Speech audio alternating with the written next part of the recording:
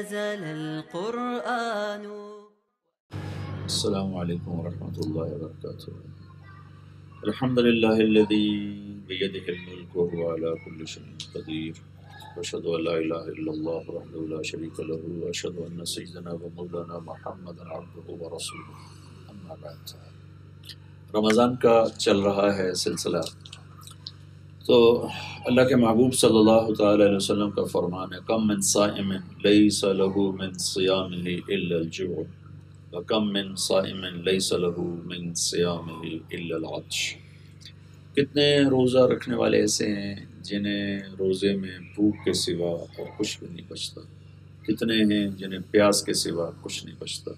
دونوں الفاظ ہیں، بھوک کا بھی لفظ ہے، پیاس کا بھی لفظ. ایک اس لیے فرمایا کہ روزہ تو رکھا ہے لیکن رزق حرام ہے، حرام رزق سے روزہ رکھا، بھوکا تو رہا لیکن اتنا ضرور میں کہوں گا حاضری لگ گئی، روزہ نہ رکھنے کا انشاءاللہ عذاب نہیں ہوگا، روزہ نہ رکھنے کی پکڑ نہیں ہوگی، لیکن روزے پر جو ملنے والا ہے، اللہ مل جائے، اللہ کی رضا مل جائے، وہ نہیں ہوگا. اتنی اس امت کے ساتھ یہ رعایت ضرور برتی گئی ہے. بہت سے لوگ کہتے ہیں اس کی تو رشوت کھاتا ہے، اس کی نماز کیسے کیا فائدہ، اس کا تو مال حرام ہے، یہ تو سود کھاتا ہے، اس کے حج کیسے کیا فائدہ. تو میں یہ کہا کرتا ہوں کہ اتنا فائدہ انشاءاللہ ضرور ہے کہ حاضری لگ گئی، نماز نہ پڑھنے کی پکڑ نہیں ہوگی، حج نہ کرنے کی پکڑ نہیں ہوگی. باقی حرام کھانے پہ پکڑا جائے گا تو الگ چیز ہے، اس میں تو کوئی شک ہی کوئی نہیں ہے. باقی اللہ جس کو چاہے معاف کر دے، کبھی دعویٰ نہیں کرنا چاہیے کہ اس کی بخشش ہو ہی نہیں سکتی. وَيَغْفِرُ مَا دُونَ ذَلِكَ لِمَن يَشَاءُ. اللہ نے کہا بس ایک چیز معاف نہیں کروں گا، إِنَّ اللَّهَ لَا يَغْفِرُ أَن يُشْرَكَ بِهِ. ایک میں شرک معاف نہیں کروں گا، وَيَغْفِرُ مَا دُونَ ذَلِكَ لِمَن يَشَاءُ. جس کو چاہوں معاف کروں. ایک بازاری عورت تھی پیشہ کرنے والی، اللہ کے نبی نے فرمایا ایک کتے پیاسے کو پانی پلایا، اللہ نے اس کو بخشش فرما دی. پیاسے کتے کو پانی پلانے پر بخشش، ساری زندگی کام کی چھوڑا بھی نہیں وہ کام، بخشش ہو گئی ایک کتے کو پانی پلانے پر. تو لہٰذا یہ کبھی نہیں کہنا چاہیے کہ اس کی بخشش نہیں ہو سکتی، یہ اس کا تو کوئی عمل قبول نہیں، اس کو تو نیکی قبول نہیں. یہ اللہ تعالیٰ کے ہاں معاملہ ہے، بہت کریم اور رحیم ذات سے واسطہ ہے.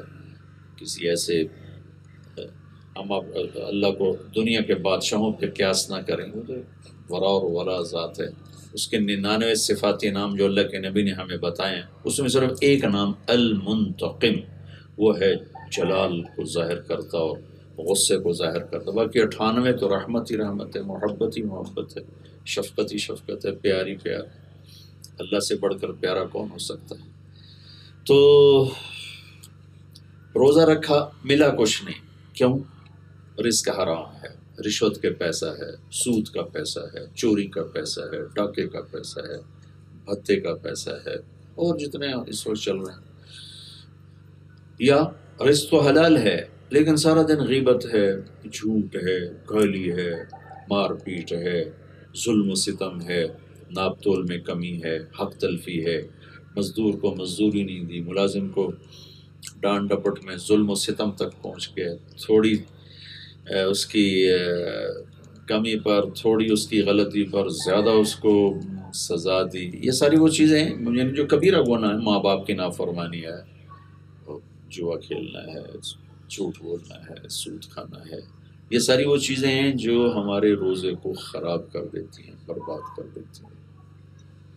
تو روزے کو بچانے کے لیے گناہوں کا چھوڑنا، اور گناہ کا چھوڑنا اس کو اللہ کے نبی نے معیار عبادت بنا دیا. میں قربان جاؤں، میرے نبی نے فرمایا کہ سب سے بڑا عبادت گزار کون ہے؟ جو ساری رات تہجد پڑھے؟ نہیں. جو سارا سال روزے رکھے؟ نہیں. یہ تو 10 کروڑ میں ایک بھی ایسا نہیں کر سکتا. میرے نبی نے وہ پیمانہ بتایا کہ میں بھی کر سکتا ہوں، آپ بھی کر سکتے ہیں، بچے بھی کر سکتے ہیں، بوڑھے بھی کر سکتے ہیں. اس میدان میں سب ریس لگا سکتے، ہاتھ بھی نہیں، پاؤں بھی نہیں، وہ بھی ریس لگا سکتے. میرے نبی نے فرمایا اتق المحارم تکن اعبد الناس. ابو ہریرہ رضی اللہ تعالیٰ عنہ سے فرمایا، پوری حدیث آپ کو سناتا ہوں. آپ نے فرمایا من یاخذ عنی ہؤلاء الکلمات، کوئی ہے مجھ سے یہ چند باتیں سیکھ لے، فیعمل بہن، خود عمل کر لے، اور یعلم من یعمل بہن، یا کسی ایسے کو بتا دے جو ان پر عمل کر لے.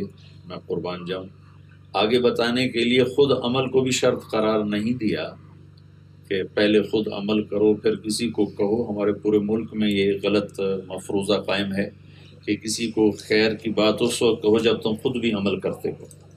یہ مشہور حدیث ہے اور صحیح حدیث ہے اور سارے بڑی 6 کتابوں میں یہ ہے. آپ نے فرمایا کہ کوئی ہے مجھ سے چند باتیں سیکھ لے، خود عمل کر لے یا کسی عمل والے کو بتا دے. تو معلوم ہوا کہ کسی کو بتانا ہر حال میں ہمارے ذمے ہے، چاہے اپنا عمل ہو یا نہ ہو، وہ خیر ایک الگ بات ہے.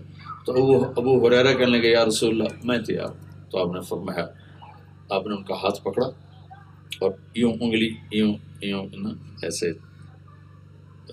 انگلی کو ایسے اپنے ان کی ہتھیلی کے ساتھ لگایا اور فرمایا کہ اتق المحارم تکن اعبد الناس. ابو ہریرہ گناہ چھوڑ دے سب سے بڑا عبادت والا بن جائے گا. فی الحال میں اسی مضمون کو بیان کرنا چاہتا ہوں لیکن پوری حدیث سناتا ہوں. ارض بما قسم اللہ لک تکن اغنى الناس.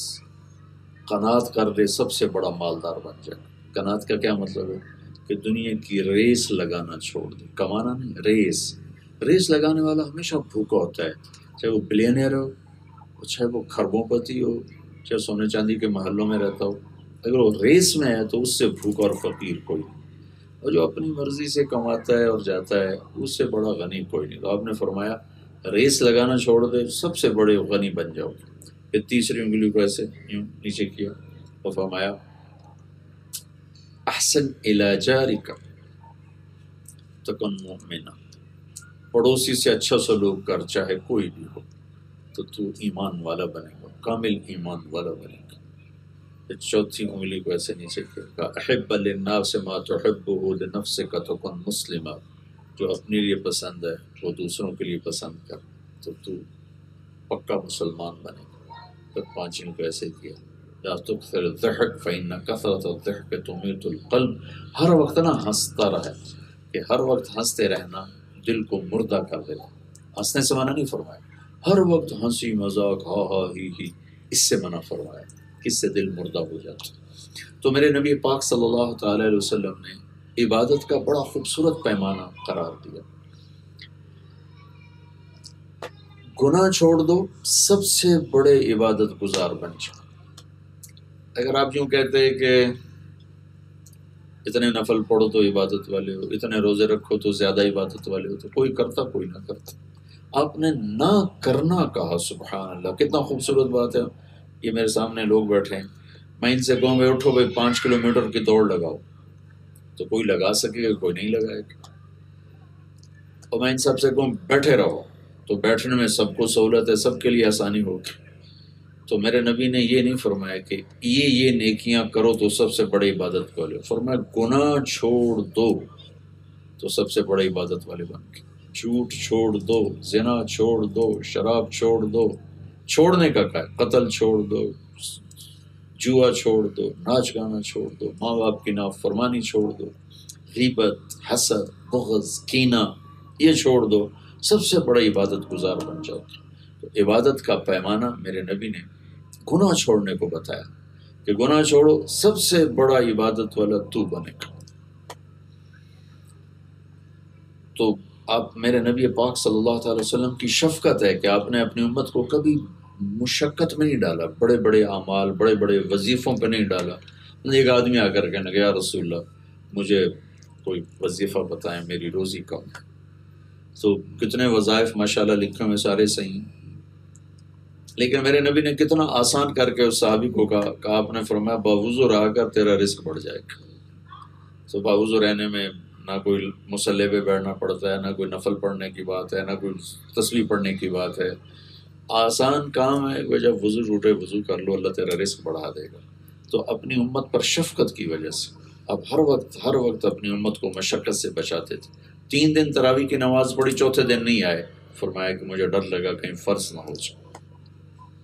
مسواک بہت زیادہ فرماتے تھے، وہ بہت پسند فرماتے تھے، اور فرمایا کہ اگر میری امت پر مشقت کا ڈر نہ ہوتا تو میں ان پر فرض کر دیتا مسواک کر. تو گناہوں کا چھوڑ دینا یہ پورے دین کی حفاظت ہے، پورے معاشرے کی حفاظت ہے. اور اس میں خاص طور پر میں نے پچھلے اس میں نشست میں بھی کہا تھا، پھر اس کو دہراتا ہوں چونکہ وبا عام ہے اس زبان کی حفاظت فرمائے، اس کو غیبت سے پاک فرمائے، اس کو چغلی سے پاک فرمائے، اس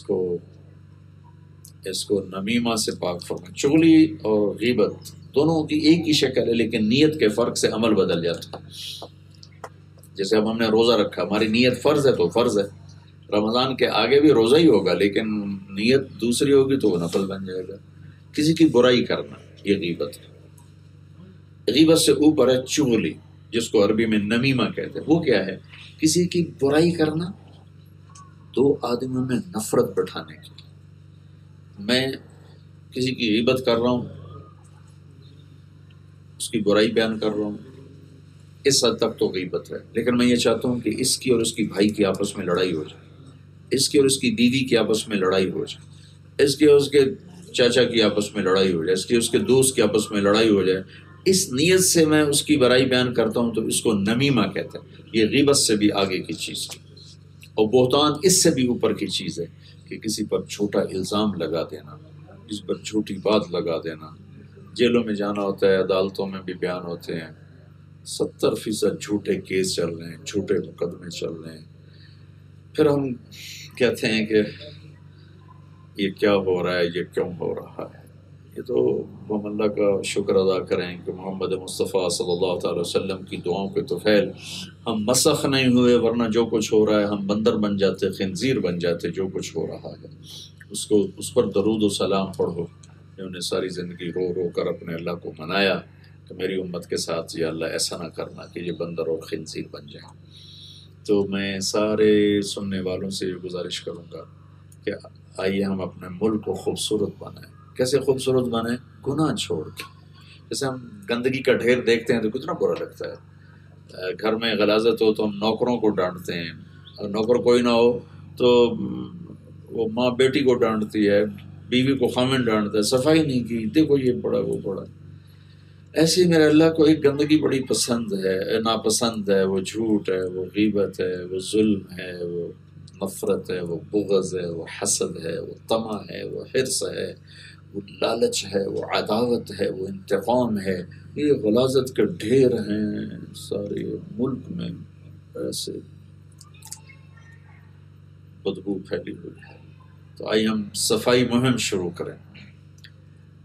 وہ صفائی مہم کیا ہے کہ ہم اپنے گھروں کو، بازار کو، ماحول کو گناہوں سے پاک کریں۔ کبھی ہو جائے، انسان ہے وہ انسان ہی کیا جو خطا نہ کرے۔ یہ تو میں نہ کہتا ہوں اور نہ یہ توقع رکھنی چاہیے کہ انسان ہو اور اس سے گناہ نہ ہو، ناممکن ہے۔ ہوگا تو پھر کرنا کیا ہے؟ توبہ کرنی، استغفار کریں کہ اللہ سے معافی مانگیں، ہو جو معاف کیا۔ اور اس کا معافی کا دربار اتنا کھلا ہے کہ وہ کہتا ہے کہ اتنے گناہ کر کے آسمان کی چھت کو لگا دیں۔ پھر صرف ایک دفعہ کہہ دیا اللہ معاف کر دے، جاؤ معاف کرو، موج کرو۔ تو بھائی بہنوں، آؤ ہم نیت کریں کہ ہم اپنے پورے دین کو خوبصورت بنائیں گے گناہ چھوڑ کے۔ اللہ میں عمل کی توفیق۔